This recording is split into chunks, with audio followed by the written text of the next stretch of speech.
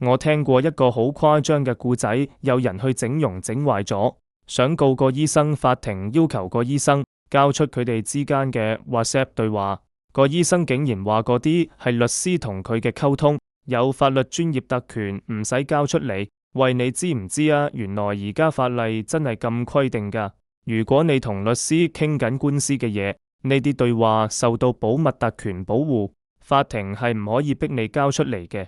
但前提係呢啲通訊真係純粹為咗攞法律意見。如果你夾硬將啲普通生意傾計或者朋友吹水，copy 俾律師睇就話係特權當，係呃唔到法庭㗎。即係話唔係話求其有律師喺個 group 入面，成個 group 嘅對話就自動變咗國家機密。